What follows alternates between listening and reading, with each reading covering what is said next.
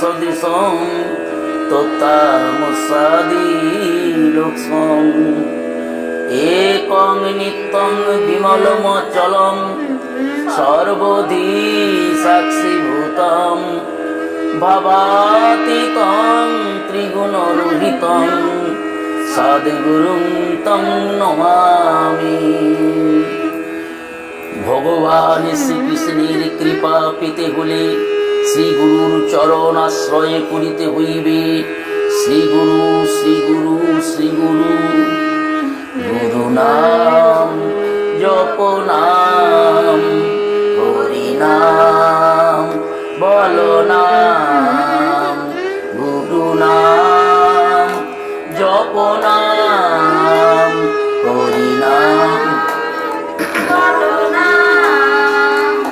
যোগলে ভব পারে যাবে অনায়াসে পাবিরে মন তুই পরিত্রাণ পাবিরে মন তুই পরিত্রাণ গুরু নাম জপ নাম হরি নাম বল নাম গুরু নাম জপ নাম হরি নাম বল।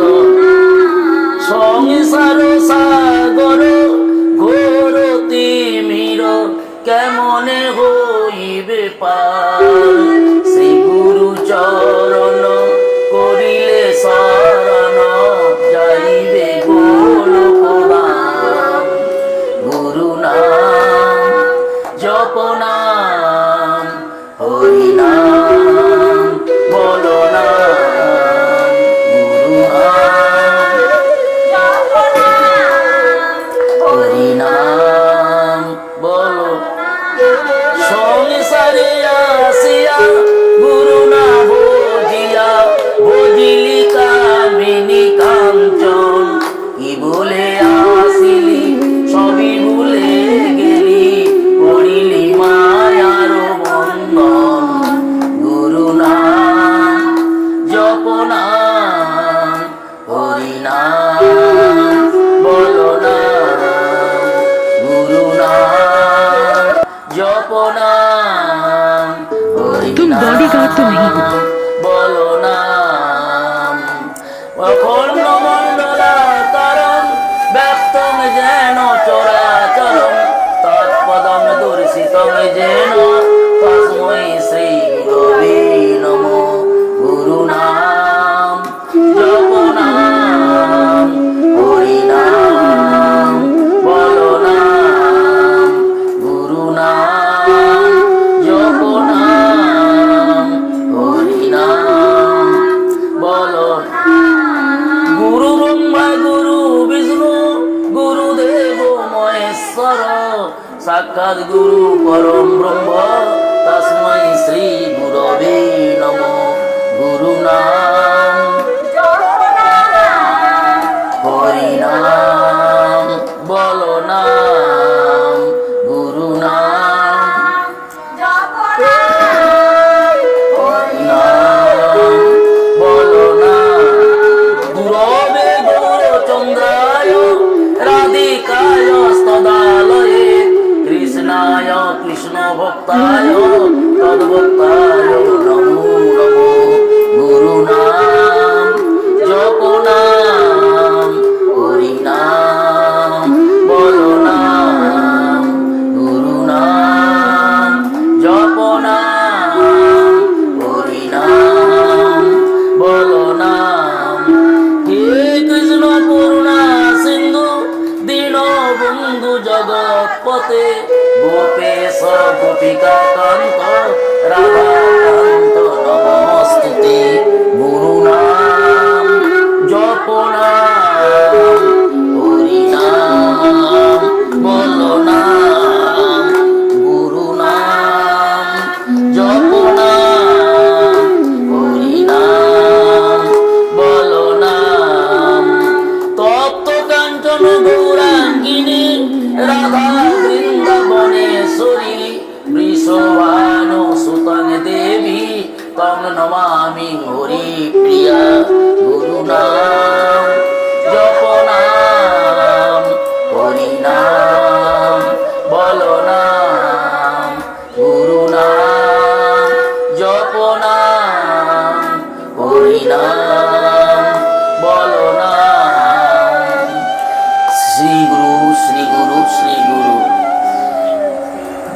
আমাদের জীবনের শ্রেষ্ঠ সম্পদ, যাকে জানলে সব জানার অবসান ঘটে।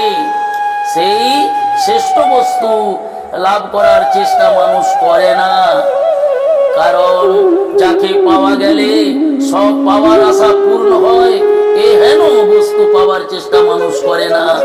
কারণ ব্রহ্মার সৃজিত ব্রহ্মাণ্ড মহামায়ার মায়া দ্বারা আচ্ছাদিত বলিয়া মায়াগ্রস্ত জীবী মহাচ্ছন্ন রইয়াছে। মায়া জালে জড়িত মানবগণ নিজের ইচ্ছায় কখনো উক্ত জাল ছিন্ন করিতে পারিবে না, কারণ অচৈতন্য জীব মায়া নিদ্রায় নিদ্রিত, সব ভ্রমে ঘুরে আচ্ছন্ন।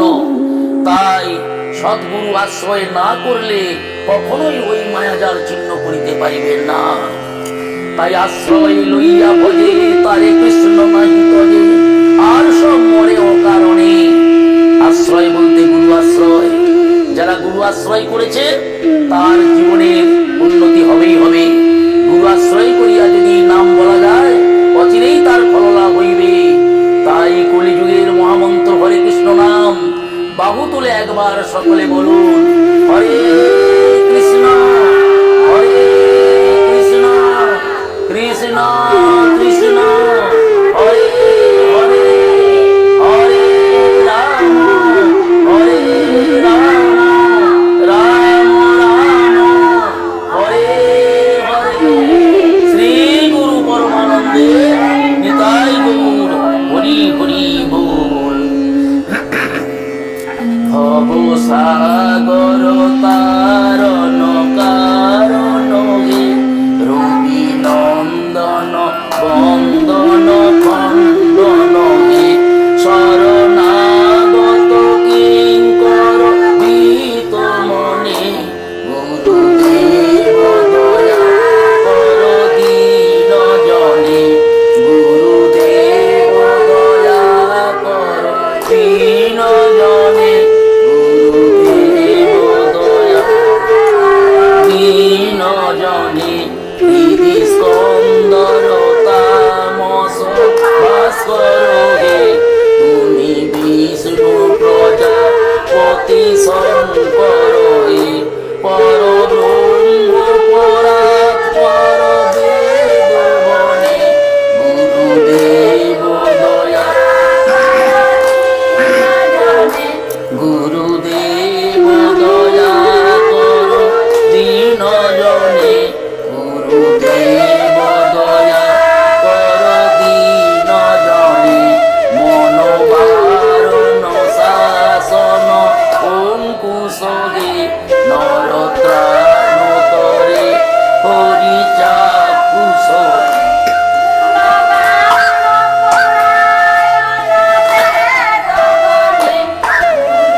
দেব দয়া কর দীন জনে, গুরুদেব দয়া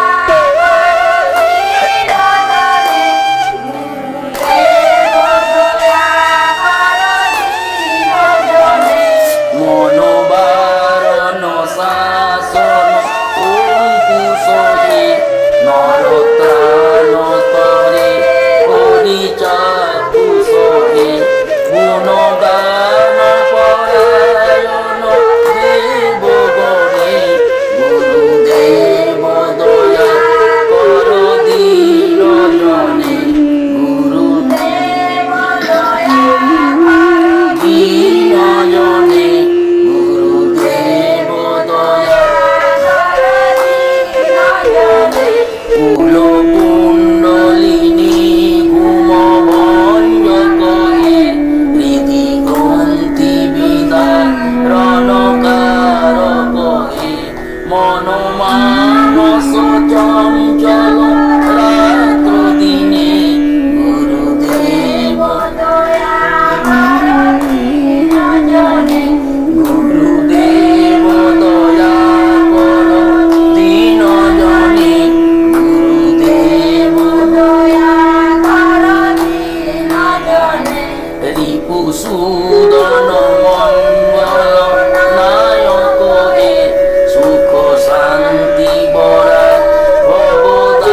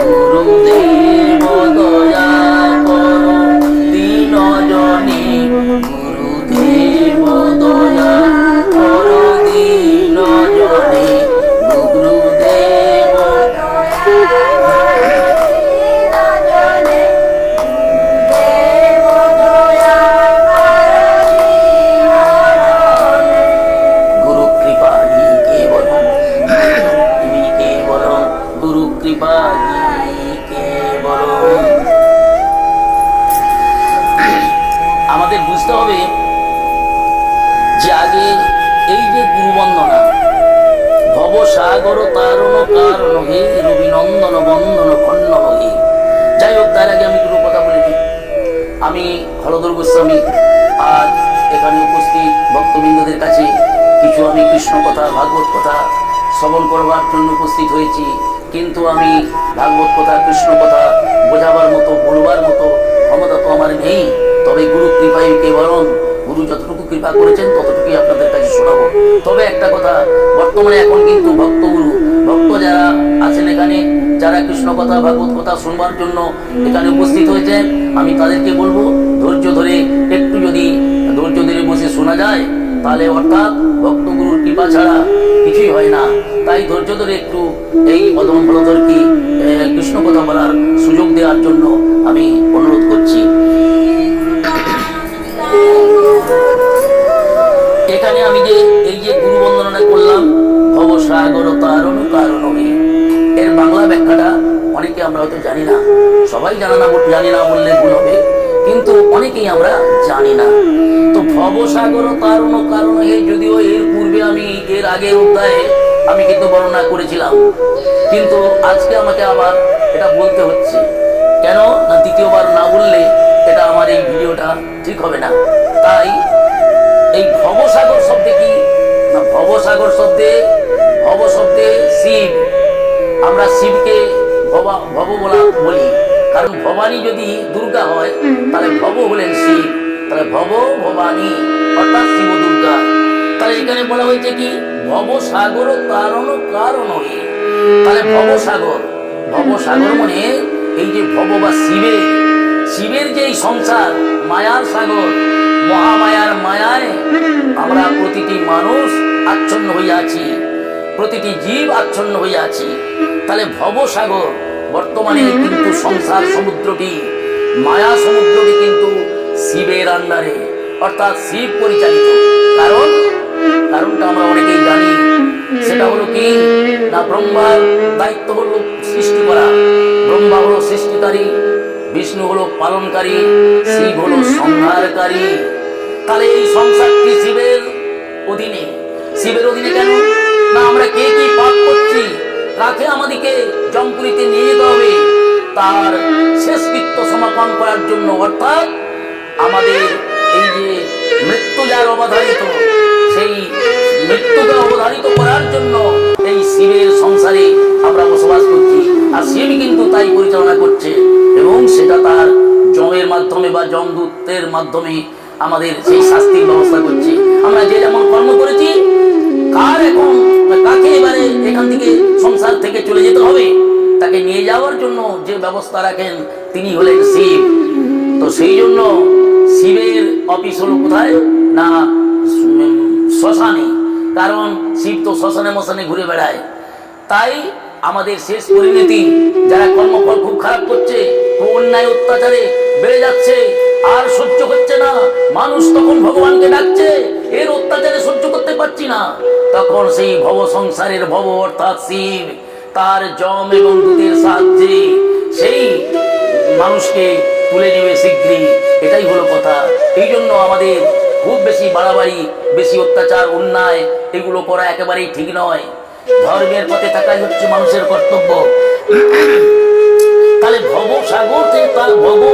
ভবসাগর তারণ কারণ হয়ে, ভবসাগর থেকে তোরবার জন্য সেই কারণে রবি নন্দন বন্দন খণ্ডন হয়ে, রবি পুত্র যমদূত যাতে, যমরাজ যাতে তার দূতের সাহায্যে আমাদেরকে জোর করে ধরে নিয়ে যেতে না পারে, সেই জন্য এই ভবসাগর তারণ কারণ হয়ে রবি নন্দন বন্দন খণ্ডন হয়ে, রবি নন্দন যেন আমাদেরকে বন্ধন করে না যেতে পারে তার জন্য, খণ্ডন করার জন্য আমরা কি করছি না, শরণাগত কিঙ্কর ভীত মনে আমরা শরণাগত হচ্ছি। আমি কিঙ্কর, তোমার চাকর, তোমার দাসানুদাস। কাকে বলছি? গুরুদেবকে বলছি। এই গুরুদেব, এই যে ভব সংসারে যে যেমন কর্ম করছি, সেই পাপের ফলে আমাদেরকে জমপুরিতে নিয়ে যাবে। এই ভব সংসার থেকে। সেই জন্য গুরুদেব তুমি কৃপা করো, আমি শরণাগত, আমি তোমার চরণে শরণ নিচ্ছি। আমি কিঙ্কর, আমি তোমার দাসানুদাস, আমি তোমার চাকর। ভীত মনে আমি খুব ভয়ে আছি, ভীত মানে গুরুদেব দয়া করো দীন জনে। আমি অত্যন্ত অধম, অত্যন্ত অকৃতজ্ঞ। আমার জীবনে যাতে ভুল পথ না হয়, আমাকে তুমি হাত ধরে নিয়ে চলো সকাল, অর্থাৎ সেই গুরুদেব সদ্গুরু তুমি আমায় কৃপা করো। তাই গুরুদেব দয়া করো দীন জনে, সংসার থেকে ত্রাণ করো গুরুদেব। হৃস্পন্দর তামস ভাস্কর হে, তুমি বিষ্ণু প্রজাপতি শঙ্কর হে, পরব্রহ্ম পরাৎপর বেদ বনে, গুরুদেব দয়া করো দীন জনে। কারণ দেবতাগণ পর্যন্ত গুরুদেবের বন্দনা করছে এবং বেদ পুরাণও গুরুদেবের বন্দনা করছে। কারণ গুরু ছাড়া মুক্তি পাবার কোনো উপায় নেই। কারণ ভগবান শ্রীকৃষ্ণ নিজে গুরু করেছেন, সমস্ত দেবী দেবীর গুরু আছে, মা মনসার গুরু আছে, আর মা কালীর গুরু আছে, সমস্ত দেবদেবীর গুরু আছে, অসুরদের গুরু আছে, এবং সমস্ত মানুষেরও গুরু হবে এবং হওয়া উচিত বা থাকবে। এবং ভারতবর্ষের প্রধানমন্ত্রী তারও গুরু আছে। এই গুরু শব্দটি কিন্তু সারা পৃথিবীতে বিরাজমান। গুরু আমাদের চাই, সেই গুরু কৃপার জন্য, গুরুকে প্রার্থনা করার জন্যই আমরা যে যা করি আগে কিন্তু গুরু প্রার্থনা আমাদের চাই। গুরু কৃপা ছাড়া কিছু হবে না।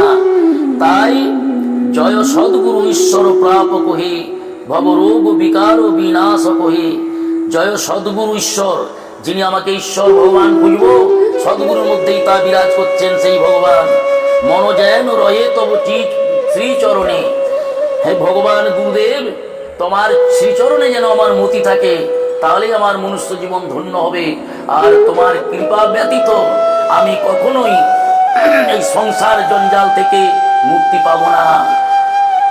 ধন্যবাদ গুরুদেব। তাই আজকে আমি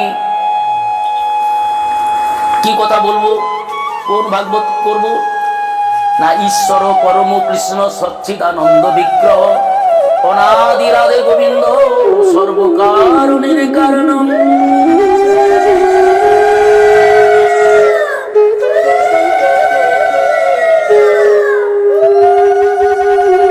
ঈশ্বর হলেন পরম কৃষ্ণ। কৃষ্ণ আর পরম কৃষ্ণ একই কৃষ্ণ। আমাকে অনেকেই কোন কোন তান্ত্রিকরা প্রশ্ন করেছিলেন, আরে হলধর বাবু, কৃষ্ণ তো বৃন্দাবনে জন্মগ্রহণ করেছিলেন, তাহলে তার আগে তো কৃষ্ণ ছিল না। আমি তখন তাকে বললাম, তাহলে তো এই যখন গিরিরাজের বাড়িতে মা দুর্গা এসেছিলেন, তো মা রামচন্দ্র পুজো করেছিলেন, তাহলে তার আগে তো মা দুর্গা ছিল না। না না না না না, মা দুর্গা আগে থেকেই ছিলেন, আমিও আমার কৃষ্ণ আগে থেকেই ছিলেন। তাকে এইভাবে উত্তর দিলাম, কৃষ্ণ গোলকের কৃষ্ণ আছেন, ছিলেন, থাকবেন। গোলকের কৃষ্ণ ছিলেন, আছেন, থাকবেন, কারণ তার জন্ম নেই, তার মৃত্যু নেই। অনাদি রাধে গোবিন্দ সর্বকারণের কারণম। তাহলে তিনি সর্বকারণের কারণম, তিনি লীলা হেতু বৃন্দাবনে এসেছিলেন, লীলা করার জন্য। কারণ তার যে লীলা, এক যদি বহু হতে পারেন, কৃষ্ণ তিনি এক, কিন্তু বহু রূপে তিনি আবির্ভূত হয়েছিলেন। কারণ স্বামীজির ভাষায়, বহু রূপে সম্মুখে তোমার চারিকতা খুঁজিছ ঈশ্বর, জীবে প্রেম করে যেই জন সেই জন সেবিছে ঈশ্বর। তাহলে ভগবান শ্রীকৃষ্ণ তিনি বৃন্দাবনে এসে যেমন লীলা করেছিলেন, ভগবান তেমন সর্ব জীবের মধ্যে বিরাজ করছেন। ভগবান এক হলেও তিনি মুহূর্তে বহু হয়ে যেতে পারেন, আবার বহু থেকে তিনি এক হতে পারেন, এক থেকে তিনি বহু হতে পারেন। তাহলে সেই বৃন্দাবনের সেই যে গোলকের কৃষ্ণ, যিনি পরম কৃষ্ণ সচ্চিদানন্দ বিগ্রহ, অনাদি রাধে গোবিন্দ সর্বকারণের কারণম, সেই গোলকের কৃষ্ণ আজকে তিনি এখানে এসে, বৃন্দাবনে এসে মানুষকে জানাবার জন্য, মানুষকে বোঝাবার জন্য, মানুষকে জ্ঞান দেবার জন্য আজকে নর রূপে এলেন। কারণ নরলীলা করবার জন্য এই মর্তধামে তিনি নরলীলা করছেন, করেছেন বা করছেন। মানুষের মধ্যে এই খেলা চলছে। এই খেলার মালিক হলেন ভগবান শ্রীকৃষ্ণ। আমাদের ভিতরে থেকে খেলা করাচ্ছেন আমাদেরকে। এবার আমরা এই খেলায় জিতবো কি হারবো? হারলে তার প্রমোশন হবে না, জিতলে তার প্রমোশন হবে। এই প্রমোশন আর ডিমোশন এই খেলার মাধ্যমে হবে। এই জন্য আমার এই ব্যাখ্যা দিচ্ছি যে ওয়ার্ল্ড ইজ এক্সাম সেন্টার, সারা পৃথিবীটাই পরীক্ষা ক্ষেত্র। অল ম্যানি স্টুডেন্ট, সকল মানুষই ছাত্র। এক্সামিনার ইজ গড, ভগবানই একমাত্র পরীক্ষক। কে কেমন কর্ম করছি, কে কতটা চালাকি করছি, ধরিবাজি করছি, কতটা অন্যায় করছি, আর কতটা ভক্তিভাবে মানুষের সেবা নিচ্ছি, মানুষকে ভালোবাসছি, ঈশ্বর পরায়ণ হয়ে ভক্ত ভাব অঙ্গীকার করেছি, কতটা ভালো মানুষ আর কে কতটা খারাপ মানুষ। তার যে মহাকাশে একটি সিসিটিভি বসানো আছে, সেই সিসিটিভিতে সমস্ত মানুষের অঙ্গ প্রত্যঙ্গ ছাড়াও মনের কথা পর্যন্ত উঠে যাচ্ছে। ভগবানের যে মহাকাশে সিসিটিভি বসানো আছে, আমাদের যে অফিস আদালতে দোকানদানিতে যে সিসিটিভি দেখি, সেই সিসিটিভিতে আমাদের অঙ্গ প্রত্যঙ্গ নড়াচড়াটা তুলে নিচ্ছে মাত্র, কিন্তু আমার মনের ভিতরে কি হচ্ছে এটা কিন্তু তুলতে পারে না এই সব সিসিটিভি। কিন্তু মহাকাশে ভগবানের যে একটি বৃহৎ সিসিটিভি বসানো আছে, তা আমাদের অঙ্গভঙ্গি তো তুলছেই, মনের কথা কে কি আমরা মনে মনে ভাবছি, কে বলছে বাবা ঠাকুর আর কে বলছে তাকে গালাগালি দিচ্ছে, সবটাই কিন্তু তার সিসিটিভিতে উঠে যাচ্ছে। এইটা আমাদের মনে রাখতে হবে। রেহাই কারোরই নেই, সবাই সতর্ক। অল টাইম ইজ অ্যালার্ট, সব সময় সতর্ক থাকুন, ভালো থাকুন। মানুষের মতো মানুষ হব আমরা, ভক্তের মতো ভক্ত হব। ভগবানের অনন্ত কোটি ব্রহ্মাণ্ডের মালিক, তার পথগামী হব ভক্তির দ্বারা। এই ভক্তি ভাব তৈরি করতে গেলে go to the spiritual teacher, পারমার্থিক গুরুদেবের দরকার। পারমার্থিক গুরুদেবের যদি আশ্রয় কেউ নিতে পারে, তাহলে তার মনুষ্য জীবন ধন্য ধন্য ধন্য হবে। ওই নামে মাত্র গুরু নিয়ে নিলাম, গুরুর কোনো সাক্ষাৎ নেই, কোথায় গুরু তার খোঁজও রাখি না, গুরুর বাড়ি কোথাও জানি না, নামও জানি না, আর গুরু কখনো আসেও না, আর জ্ঞানও দেয় না। কারণ গুরুই তো হয়তো অনাচারী হতে পারে। তো যিনি আচারবান গুরু, যিনি সাত্বিক গুরু, যিনি শাস্ত্রজ্ঞ, যিনি জ্ঞানী গুরু, তিনি তো সদ্গুরু। যিনি নিজের মধ্যে বিকার ত্যাগ করিয়া সদ্ভাবাপন্ন, তার জীবনযাপন অত্যন্ত কঠোর এবং কঠিন ভাবে জীবনযাপন করে, তার নিয়ম কারণ জানবার মতো ভাগ্য হলে তবে জানতে পারবে। নাহলে একজন গুরুদেব, সত্যিকারের সদ্গুরু, জ্ঞানী গুরু, তত্ত্বজ্ঞানী গুরু, শাস্ত্রজ্ঞ গুরু কেমন করে তার জীবনযাপন হয়, এটা জানতে গেলে অনেক ভাগ্যের দরকার, অনেক তপস্যা সাধনা করতে হবে, গুরুর কাছে জানতে হবে। গুরু যদি চিনতে পারি, ভগবান চিনতে পারবো। আর গুরু চিনতে যে না পেরেছে, সে ভগবানকে চিনতে পারবে না কোনোদিন। এই জন্য আমি আমার ভক্তদের কাছে অনুরোধ করব, আগে গুরু আশ্রয় করো। গুরু আশ্রয় করলেই গোবিন্দ পাওয়া যাবে। আশ্রয় লইয়া ভজে তারে কৃষ্ণ নাহি ভজে, আর সব মরে ও কারণে। আশ্রয় গুরু আশ্রয়, কেউ বলে না গোবিন্দ আশ্রয়, কেউ বলে না ভগবান আশ্রয়।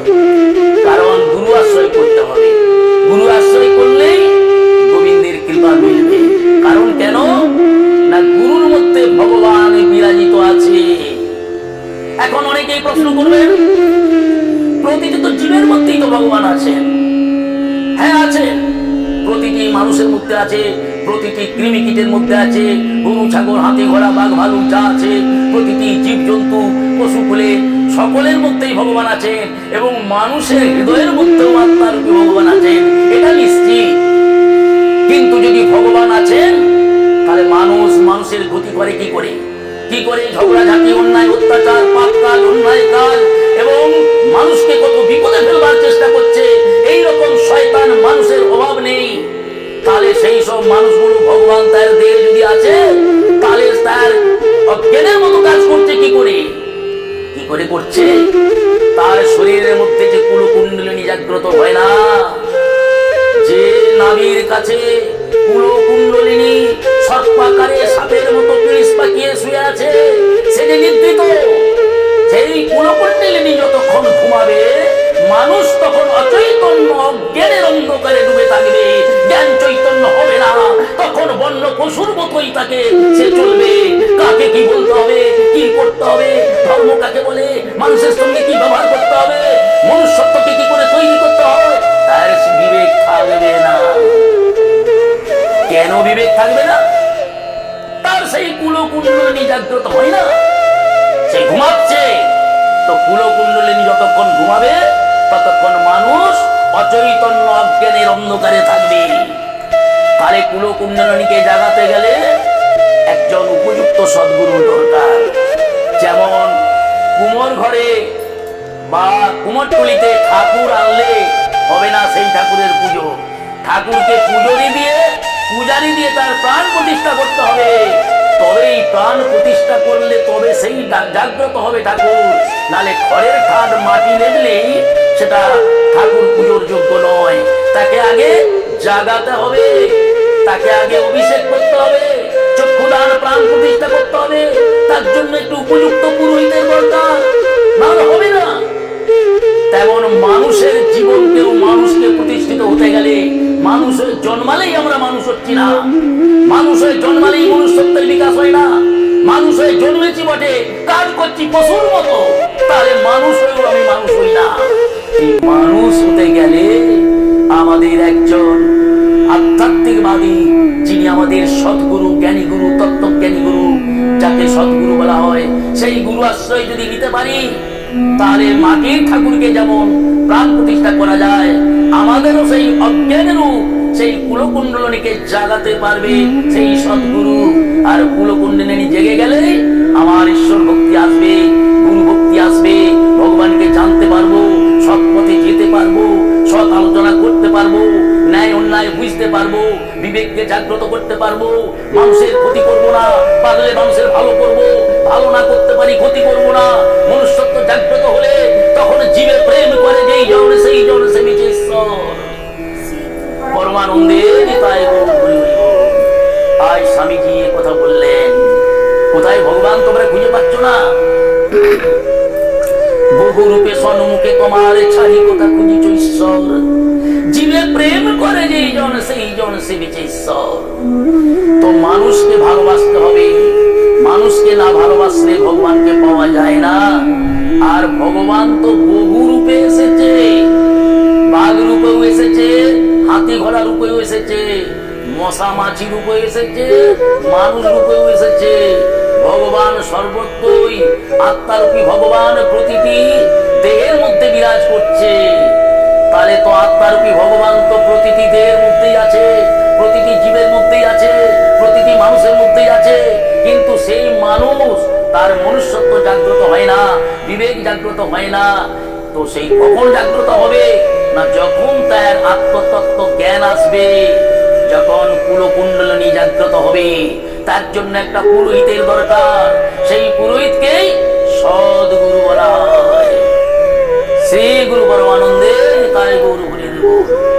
যাই হোক, আজকে আমি খুব একটা বেশি সময় নেব না। আজকে আমি একটা গল্পের মাধ্যমে আমি একটু শিক্ষামূলক কথা বলবো। সেটা হলো কি না, আজ গোপালের আত্মজ্ঞান, আজ একটি গোপালের আত্মজ্ঞান। আজকে যে আমি ভাগবতের কথা শোনাবো সেটা হলো গোপালের আত্মজ্ঞান বা গোপালের গৃহত্যাগ। এটাই হলো আমার আজকের কৃষ্ণ কথা। তো একটি গ্রাম ছিল, সেই গ্রামের একটু দূরে একটি আশ্রম ছিল। সেই আশ্রমে আর গ্রামের আরেকটি প্রান্তে একটি জমিদার বাবুর বাড়ি ছিল। তো জমিদার বাবুর একটি মাত্র পুত্র, নাম তার গোপাল। তো গোপাল ছিল খুব হরিভক্ত, গোপাল ছিল খুব হরিভক্ত। গোপালের খুব ভাবভক্তি ভালো ছিল। প্রতিদিন সন্ধ্যায় গোপাল আশ্রমে গিয়ে সাধু বাবার কাছে ধর্ম কথা, ভাগবত কথা, কৃষ্ণ কথা শ্রবণ করতেন। সেই গোপাল, গোপাল ছিল খুব ভক্ত এবং ভক্তিবান। সেই গোপাল যখন সাধু বাবা গোপালকে বোঝাচ্ছে ভাগবত পাঠের মাধ্যমে, ওরে বাবা গোপাল, এই জগতে কেউ কারো নয় রে। উড়ে এসেছি একা, যাবো একা, যাবো একা, কেবল মাত্র পথের দেখা। কেউ কারো কেউ সঙ্গে আসে না, আর কেউ সঙ্গে যাবে না। আপন বলে কেউ নেই রে বাবা, এই দিন কয়েকের মাত্র আপন। ওরে আমার দিন কয়েকের সাজানো আমার বাবা, আমার মা, আমার স্ত্রী, আমার পুত্র পরিজন, আমার আমার আমার। কিন্তু শেষের দিনে আমি এসেওছি একা, যেতে হবে একা। প্রকৃত ভালো আমায় কেউ বাসে না। যে ভালোবাসাটা দেখতে পাই সেটা হচ্ছে স্বার্থের ভালোবাসা, প্রকৃত ভালোবাসা নয়। তখন কেঁদে কেঁদে গোপাল বলছে, সাধু বাবা, আপনার সব কথাই মেনেছি, এই কথাটা মানতে পারছি না। কেন জানেন? আমার বাবা আমাকে না দেখলে এক মুহূর্ত থাকে না। গোপাল, ওরে গোপাল, গোপাল আয় রে, কোথায় গেলি বাবা? আমার তুই একটি মাত্র নয়নের তারা গোপাল, তুই কোথাও চলে গেলে আমার যে মন মানে না। তাই আমার বাবা আমাকে খুব ভালোবাসে। আমার মা সকল সময় গোপাল গোপাল বলে ডাকছে। আমি না খেলে মা খায় না, মা আমাকে নয়নের মণির মতো ভালোবাসে। তো আমাকে কিন্তু আমার বাবা মা ভালোবাসে। আর স্ত্রীর কথা বলছেন, সে তো আরো সাংঘাতিক, খুবই ভালো। আমি যদি বাইরে কোথাও যাই, আমি যতক্ষণে বাড়িতে না আসি ততক্ষণ সে খাবে না, না খেয়ে বসে থাকবে সারাদিন। তাই বলছি সাধু বাবা, আমার পিতা মাতা, আমার স্ত্রী সকলে আমাকে যথেষ্ট ভালোবাসে। সাধু বাবা বলছেন, না রে, এটা তোর ভ্রম, এটা তোর মায়া, এটা তোর ভুল। তোকে প্রকৃত কেউ ভালোবাসে না। কারণ ওরে দুনিয়াটা গোলক দাদা, মায়ায় বাঁধা এ সংসার। এই দুনিয়াটা গোলক দাদা, মায়ায় বাঁধা এ সংসার। সবাই বলি আমার আমার, ওরে সবাই বলি আমার আমার। এ জগতে কে বাকার, এই দুনিয়াটা গোলক দাদা, মায়ায় বাঁধা এ সংসার। এই দুনিয়াটা গোলক দাদা। ওরে গোপাল, এই দুনিয়াটা যে গোলক ধাঁধা রে, এটা যে মায়ায় বাঁধা। আমরা সব মায়ায় ভ্রমে করে ঘুরছি, আমরা সত্যটা জানতে পারি না। এই পৃথিবীটা এই মিথ্যার আশ্রয়ে আছি। কারণ জগৎগুরু শঙ্করাচার্য বলেছিলেন, ব্রহ্ম সত্য জগৎ মিথ্যা। জগৎগুরু শঙ্করাচার্য এই কিছুদিন আগে যার জন্মদিন পালন করা হলো, তাও আমরা জানি না গুরু পূর্ণিমা মানে কি, গুরু পূর্ণিমাটা কেন বলা হয়েছে। জগৎগুরু শঙ্করাচার্যের জন্মদিন, তাই আমরা সেই জগৎগুরু, এবার যে যার গুরু, সেইটাকে পালন করে শিষ্য ভক্তরা। কারণ জগৎগুরুর জন্মদিন হিসাবে, যে যার গুরুর জন্মদিন হিসাবে সেটাকেই ব্যবহার করা হয়, পালন করা হয়। এই হচ্ছে কথা। কিন্তু যাই হোক, সেই জগৎগুরু শঙ্করাচার্য বলেছিলেন হাজার হাজার বছর আগে যে সবই মিথ্যা, জগৎ মিথ্যা, ব্রহ্ম সত্য। কিন্তু আমার চৈতন্য মহাপ্রভু তিনি নবদ্বীপের মায়াপুরে সতী দেবীর গর্ভ সিন্ধু মাঝে অবতীর্ণ হয়ে আজ এই মর্তধামে কলির জীবকে শোনালেন কি, ওগো কলির জীব, ওগো ভক্তগণ, তোমরা শোনো। যদিও শঙ্করাচার্য বলেছিলেন তৎকালীন জগৎ মিথ্যা ব্রহ্ম সত্য, কিন্তু আমি বলছি তোমরা শোনো। কারণ জগৎ সত্য। কারণ সত্যকে জানতে গেলে মিথ্যার মধ্যে দিয়ে যদি যেতে হয়, জগৎ যদি মিথ্যা হয়, তাহলে জগৎ ছাড়া, আমি এই পৃথিবী ছাড়া আমার জন্ম না হলে আমি ভগবানের কি করে আরাধনা করব? আমি সত্যকে চিনব কেমন করে? তাহলে যদিও জগৎ মিথ্যা হয়, কিন্তু মিথ্যাও সত্য। কারণ যে মিথ্যার দ্বারাই আমি সত্যের পথে যেতে পারবো, সেই সত্যের পথে যেতে গেলে মিথ্যার উপর দিয়ে যেতে হবে। তাহলে মিথ্যাও সত্য। তাহলে শঙ্করাচার্য যেটা বলেছিলেন জগৎ মিথ্যা ব্রহ্ম সত্য, এখন আমাদের চৈতন্যদেব মহাপ্রভু বললেন কি, না, ব্রহ্ম সত্য, জগৎ সত্য। কেন না, জগতের মধ্যে আমরা অস্থায়ী হলেও এই অস্থায়ী জীবনের মধ্যেই তো আমাদের ভগবান লাভ করতে গেলে আমাদের এই মিথ্যা সংসারের মধ্যে দিয়েই সত্যের অন্বেষণ করতে হবে। তাই ব্রহ্মও সত্য আর জগৎও সত্য, কারণ এই জগৎটা তো ব্রহ্মের সৃষ্টি। তাই সর্বখল্লিদং ব্রহ্ম, সর্বখল্লিদং ব্রহ্ম, ব্রহ্মের স্খলিত এই জগৎ, এই সংসার সবই ব্রহ্মময়। মিথ্যা হলেও সত্য, সবই ব্রহ্মময়। যার সেই জ্ঞান এসে গেছে, যারা জ্ঞানী তারা সর্বব্রহ্মময়ং জগৎ, সবাইকে ব্রহ্মজ্ঞানে দর্শন করছে, প্রতিটি জীবকেই ব্রহ্মজ্ঞানে দর্শন করছে। আর যারা ভক্ত, কৃষ্ণ ভক্ত, তারা ভাবছে সর্বকৃষ্ণময়ং জগৎ, সবাই কৃষ্ণ স্বরূপ, সবাই আমার কাছে কৃষ্ণ, কৃষ্ণ তাদের মধ্যে আছে।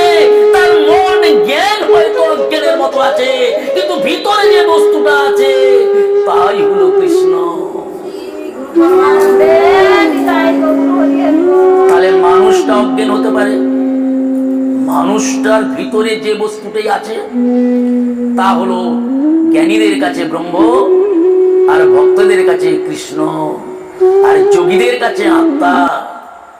তাহলে যারা যোগী তারা দেখছে প্রতিটি জীবের মধ্যে আত্মা আছে, যারা জ্ঞানী তারা দেখছে প্রতিটি জীবের মধ্যে ব্রহ্ম আছে, যারা ভক্ত তারা দেখছে প্রতিটি জীবের মধ্যে আমার কৃষ্ণ আছে।